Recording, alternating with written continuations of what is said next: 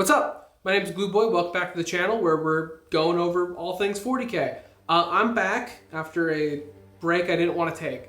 But anyways, today we get to talk about one of my favorite Primarchs. One of the best Primarchs, even. We're going to be talking about this absolute insane gremlin of a man, Konrad Curze, otherwise known as the Night Haunter. Now, Konrad Curze is the Primarch of the Night Lords, which is the band of Space Marine terrorists led by terrorist Batman. Based on their upbringing, it's kind of fair to understand why they are the way they are. As when the Chaos Gods did their whole thing of shuffling all the Primarchs to random planets, Konrad got the real shit end of the stick. Like, the worst planet to land on. He landed on the planet of Nostromo, a planet that is orbiting a dying star, so it is perpetual night, raining all the time. The atmosphere is covered in this dense smog of just toxins from all the mining exhaust, and the entire planet is run by criminal syndicates. And crime is completely normal, because you have to commit crime to survive. You have to steal, and sometimes there's not enough food to go around. So the only thing to limit overpopulation and a lot of people from dying is murder, then cannibalism. That is normal on Nostromo. Place fucking sucks. And that's where he landed. Konrad Curze, of all the Primarchs, it's like him and Angron that were like damned from the start. Konrad didn't have the one thing every other Primarch had: camaraderie in any sort. Man was alone for a large part of his life.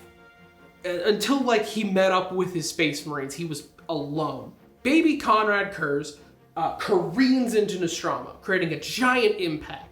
And as a toddler, had to crawl his way out of this impact crater, like just unbury himself, to where this toddler was absolutely exhausted. And a nearby like ganger came around and was like, oh, what's this ruckus? And toddler Konrad is like, I'm hungry. And proceeds to kill and eat the ganger immediately. And there's something that's kind of left out of a lot of Space Marine lore. And it's that Space Marines, when they like eat meat, they imbue the memories of the thing they eat. Like, you eat a really good burger, you have the memories of that cow's life. That's just a thing they have. And the Primarchs were no exception. And Konrad Curze ate the memories of a criminal and saw all of these memories of some horrific shit. It was like, damn, that's pretty bad. I don't like what I just saw. And went about his business trying to survive Nostromo. So, baby Konrad Curze eventually grew up really quick, as Primarchs do, and did his best to just survive. He would live off garbage, just rats he would catch, and sometimes people, because you have to. And each time, eating more of these people, getting more and more of these memories of just horrific acts. And there's another thing when it comes to the Primarchs. All the Primarchs had a role that they were like hard-coded in their genetics to be. Things like Rabute Gilman being a logistics planner, empire builder, Rogaldorn being an architect, Magnus being like a spellcaster, shit like that. And Konrad Curze's designation was most likely being some sort of arbitrator or just keeper of justice. And all he got to see about humanity was the most horrific, depraved acts possible. And this gave him a very warped sense of just how things worked, how justice works, and what people are. And eventually, as Primarchs do, he decided to do something about it, and begun to start his plan of taking over Nostromo. Konrad Curze started small, but he wanted to take the law into his own hands, because law enforcement just did not exist in Nostromo. So, did the basic thing. Sees a mugging, murders the criminal. Sees someone get murdered, kill the murderer, stuff like that. And that's how he proceeded, eventually killing higher up gangsters, because he was a Primarch, so a person versus Primarch battle meant fucking nothing for him. It was super easy. Eventually, the gang leaders started sending hit squads to Konrad Curze, and he would kill all but one of them, leaving them just their tongues to speak with, just saying, I will come for you. That's kind of his catchphrase. But here's the problem. Nostromo fucking sucked. And the punishment of death doesn't really mean much when living is worse than death. So Konrad had this problem where how do you punish a populace that doesn't view death as a punishment? And now this could get you into the normal morality of how do you punish and reform somebody? How do you make them a law-abiding citizen? How do you introduce morality into a place with no morality? Instead, he decided, no, I will just make the punishment so much worse than death, they'll wish they were dead and never do it again. So he started horrifically torturing people for weeks on end. And this would escalate more and more and more and more as he had to, punishing any sort of crime for any sort of reason. Stealing, just even to feed your family, punishable by horrible torture. And it began to escalate further as more and more, instead of just torturing, it was also the act of him hunting you, where you would be hunted for months on end, knowing the Night Haunter is right behind you and can get you at any moment as you experience every single one of your friends and family members shutting their door because you can't harbor a criminal from the Night Haunter, till eventually you're a broken mess that he grabs and tortures. Yeah, dude is fucked up. However, as he went on, the planet of Nostromo became crime-free. No crime at all. And became peaceful and very quiet. Granted, ruled under a horrific, iron grasp of fear, but no crime. It got even worse too, because once he took over the planet and horrifically killing the gang leaders that ran Nostromo, he installed televisions in everyone's home. He would broadcast a mandatory television broadcast of him torturing the criminal. And you just gotta gather your family around the TV and watch someone die for weeks on end. Now, I'm pretty sure it goes without saying, but Konrad Curze kind of lost himself in this murder torture sauce. He started getting a little weird and creepy about it, and this wasn't made any better as his psychic power really took a toll on his mental health. Now, every single Primarch has some psychic ability, some special thing that makes them them. Konrad Curze had another really bad one. He had psychic visions of the future. And actually, Sanguinius has the same power. However, Konrad Curze sees a lot of the worst outcomes, where Konrad Curze would just be randomly hit with visions, or he'd look at a person and see how they die, shit like that. But he kept seeing this future of a horrific war of Astartes versus Astartes, brother against brother. His father, this golden-clad god in the sky, would send an assassin to kill him. All these things that were completely true, by the way. But being assailed by horrific visions of the future begins to take a toll. And it's around the time where he took over the planet that Big E got back on the scene. He comes down to Nostromo and bring a bunch of his brothers, which of course Konrad knew he was coming. And from here, as any good parent would when they meet their horribly adjusted son, gave him a standing army and a flagship and told him to, all right, go out and conquer. And so he went right to it, and that's where he got his Night Lord Space Marines. And here's where the Night Lords really got started, because the Emperor did the thing that so many governments do that just work out perfectly for them. They decided to dabble in some good old-fashioned government-sponsored terrorism.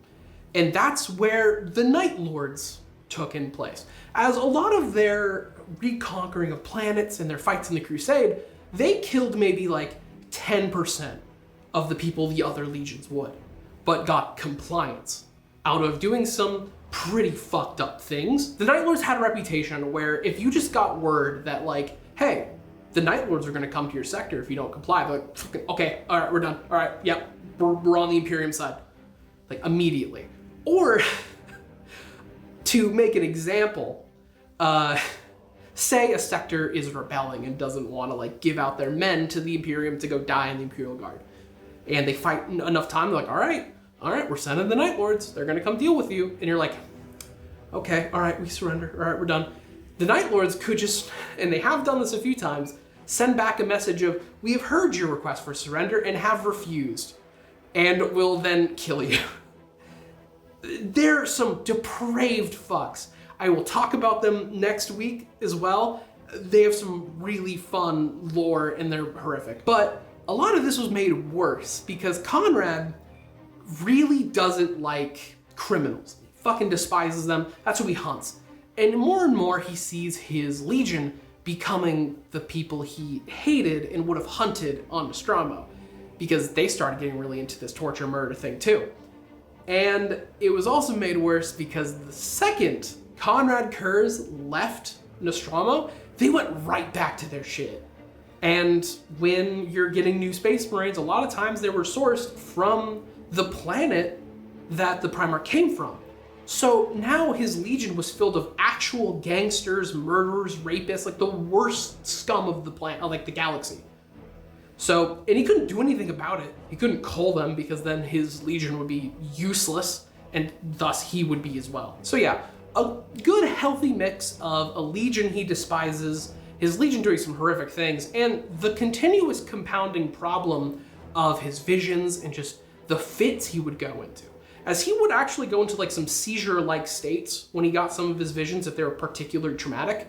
Sometimes he'd be reduced to tears from them, or he would just break out into fits of violence from seeing them. It was bad. So there's a lot of compounding issues, definitely not helped by the fact that Big E never helped him address this problem, because when he first met Konrad Curze, he like lifted one of the visions away from him, like removed the fit that he was going through, and never did it again. Never talked to his son about how to fix this problem. And also Big E kind of did this fun move of, now listen here, Konrad, stop doing that terrorism. Anyways, there's another planet you gotta go deal with. Can you just go fix it, please? Thank you. And would never actually like punish him for doing the things he was ordered to do. There's a lot of reasons he turned out the way he is. However, this is a part of the video I'm a little upset about, because I cannot go into detail for a lot of the stuff that Konrad Curze got into during his days, because there is a lot of fucking lore about this man, more than I thought. I'm a massive Konrad Curze fan. I think he's great, but Jesus Christ, some of these writers need to slow down. So instead, because I'm not like looting or anything like that, I'm not out here trying to make a 2-hour video. I'm just gonna give you a fun little checklist of things he did during the Great Crusade and the Horus Heresy, because yeah, he obviously turned fucking traitor. He was pretty quick to go down that path. Going through this as quickly as we can. He nearly murdered Rogel Dorn in a psychic fit after Rogel Dorn made fun of him in a really kind of mean way. I love Rogel Dorn, but he kind of deserved getting his ass beat, honestly. And then ran away from his imprisonment for almost murdering one of his brothers. Blew up Nostromo, doing, I think, the first exterminatus the Imperium ever did, because he believed if he destroyed Nostromo, the source of his woes, his curse would be lifted. It wasn't. Nothing changed for him. He went to Istvan V and scared the ever-loving shit out of Corvus Corax, and that eye contact thing Corvus did, and it's like, I could have been that fucking guy. And it kind of gave him an existential crisis that he didn't get over for a very long time. And during that Battle of Istvan V, he captured Vulcan, because Vulcan was, kind of incapacitated because he took a direct impact nuke like to the face during that battle. It happens. He's a perpetual. He just gets back. And then subjected Vulcan to a long, arduous torture murder session, because Konrad thought it was very entertaining to watch Vulcan resurrect and see how long it would take between each murder attempt, until eventually locking him in this maze built by Perturabo, this unescapable eldritch maze that winds and changes forms constantly. But of course Vulcan got out, where Konrad Curze had put his special hammer in the center of the maze. The special hammer with a teleport beacon right back to his flagship, where then he finally got to it, and Konrad was there waiting. He's like, ha, you fool, brother. You got your teleport hammer back, but joke's on you, this room is teleport proof. You can't leave. And then Vulcan delivers the pretty fucking iconic line now of, you seem to forget, brother, my hammer is also a hammer, and then beats him half to death. Does not kill him, because he wanted to prove to Konrad that we're not all as fucked up as you. Because Konrad kept holding the we're the same, you and I, when no one else agreed with him. He was just insane. He was real upset that he couldn't finally kill Vulcan, and that Vulcan didn't kill him and just free him of his just issues. So he decided to go on a murder bender all the way to Macragge, the homeworld of Rabute Gilliman and the Ultramarines, and decided to go try and kill Gilliman's mom. Didn't work because Lionel Johnson and Rabute Gilman were there and a whole scuffle happened. He then was just roaming around Macragge, fucking with everybody, being actually horrific, just edgy Batman that he is, killing random folk, leading to the meme where Konrad Curze was living in Lionel Johnson's walls. I know how you think. I'm the only man who can contain you. Want to know the only problem? What's that, Blark? I'm already gone. He's in the walls. He's in the goddamn wall! For a very long time, Lionel Johnson was hunting this man, and Konrad would keep like snaking away, leaving just this massive murdered people in his wake, until eventually Lionel Johnson got the general idea of where he was and broke a promise to Gilliman that he wouldn't do this, and carpet bombed a general area of Macragge to catch Konrad Curze. He finally did. To where then Konrad was put on trial for his actions, and the whole Imperium Secundus thing, where, because of course Gilliman had a contingency plan in case the general Imperium fell, because of course Gilliman of all people would have that. Where then Konrad Curze broke the Imperium Secundus by just kind of being a little fucker the whole time, laughing his ass off and making fun of Sanguinius and pointing out the things that Lionel Johnson did, pissing off Gilliman, shattering the whole alliance. To where then finally Sanguinius decided to put him in a stasis tube and launch him out into space. Just like, yeah, we'll find you later. Because he couldn't kill Konrad Curze. Konrad Curze's death was already fated, and so was Sanguinius's. There's actually this really cool event that I wish I could get into, where they had this big old discussion off of how they're both fated to die and how they know they can't change it. It's pretty cool and deep and fun. Okay, that was very rambly and as quick as I could, but now we can finally go to Konrad Curze's death. The thing he's foreseen since he was like a child, where the assassin, known as M. Shen of the Calidus Assassins, would go in and kill him on the Emperor's orders. And of course, this happened. M. Shen made their way to Konrad's flagship, where she found it fucking empty, because Konrad had sent away all his men. After, of course, he built a living flesh statue of the Emperor and debated / argued and apologized to it. You had to be there, it was a whole thing. But eventually leading to their confrontation, where Konrad delivers a pretty cool line, where his final words are, "Your presence does not surprise me, assassin. I have known of you ever since your craft entered the eastern fringes. Why did I not have you killed? Because your mission and the act you're about to commit proves the truth of all I have said or done. I merely punish those who had wronged, just as your false emperor now seeks to punish me. Death is nothing compared to vindication." And thus, Konrad Curze was killed, being the only Primarch to die by a mortal's hands, and the Imperium now can sleep a little sounder at night. Honestly, this whole death of Konrad Curze and his outlook on vindication is the reason I think Konrad Curze is one of my favorite characters and one of my favorite Primarchs. As his entire outlook is based on a very flawed perspective of how fate and destiny works in 40k. As his entire outlook and philosophy is based off the fact that he had no choice to be the way he is. Because Konrad Curze, as the Night Haunter, is the exact type of person he would have killed on Nostromo. And he justifies all of his actions because he sees all these visions and they're all coming true. So in his head, he has the outlook that nothing could have changed. I was fated to be like this, and I am damned from birth, and I have to undergo this, as everyone else does. And there are these little elements throughout the books with Konrad Curze where the only times he's ever scared are the opportunities where fate can change.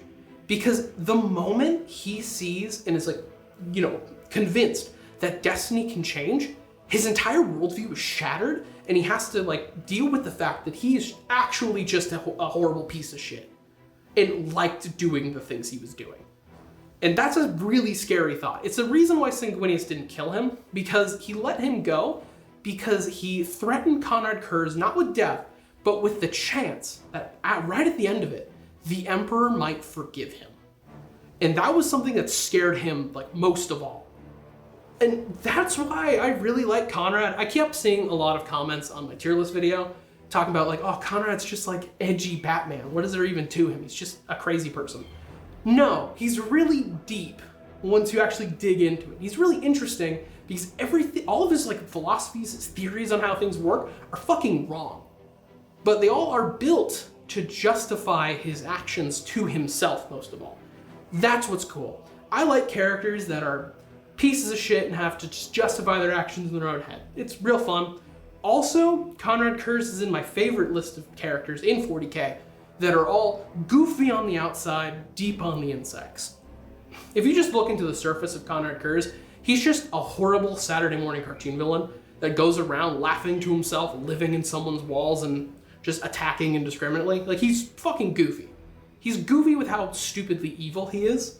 But on the other hand, once you dig a little deeper, he's fucking depressing. It's really sad the life he led. So yeah, that's Konrad Curze. Hopefully this gave you a perspective on why I think he's one of the best written Primarchs just in 40k. Yeah, and if you like this, like, comment, subscribe, do all that YouTube stuff, and see ya.